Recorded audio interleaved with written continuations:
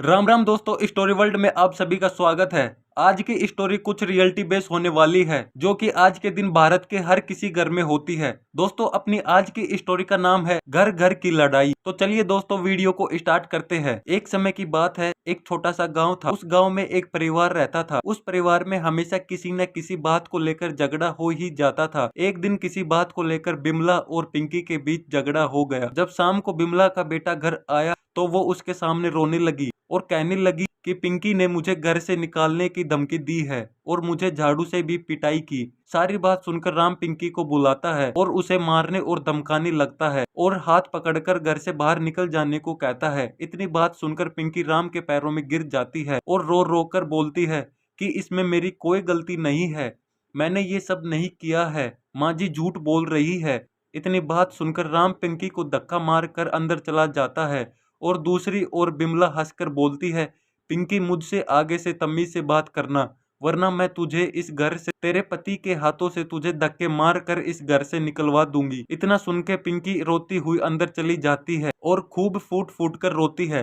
अगले दिन सुबह राम अपने काम पर चला जाता है और पिंकी घर के सारे काम करने लग जाती है। उसी समय बिमला आ जाती है और पिंकी से बोलती है, आज तो मैं तुझे घर से बाहर निकलवा के ही रहूंगी।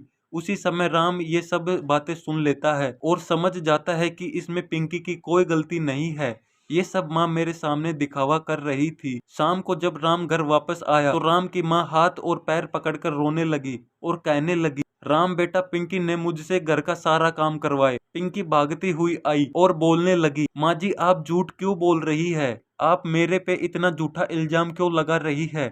इतना सब सुन के बिमला बोलती है, देखो राम बेटा, ये तुम्हारे सामने क्या बोल रही है अपनी सास के बारे में।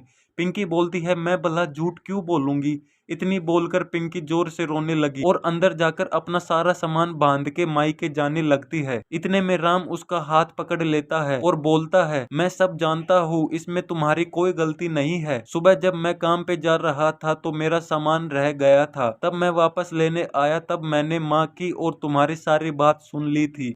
पिंकी, अब तुम कहीं नहीं जाओगी, अब जाएगी तो मेरी झूठी माँ जो हंसते मुस्कुराते घर को उजाड़ना चाहती थी। इतना सुनकर बिमला हक्का बक्का रह गई और मन ही मन सोचने लगी, मैं तो पिंकी को घर से निकलवाना चाहती थी, लेकिन ये दोनों तो मेरे को ही घर से बाहर निकाल रहे हैं।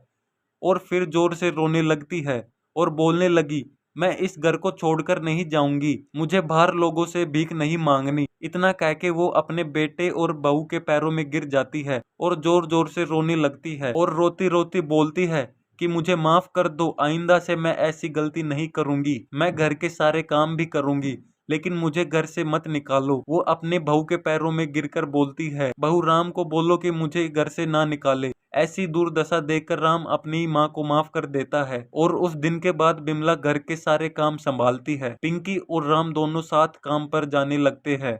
इस तरह दोस्तों स्टोरी खत्म हो जाती है। और दोस्तों, इस स्टोरी से हमें सीख मिलती है, जो जैसा कर्म करता है उसको फल भी उसी के अनुसार ही मिलता है। और मैं कहना चाहूंगा कि सास बहू को अपनी बेटी की तरह माने और बहू सास को अपनी माँ की तरह माने। धन्यवाद।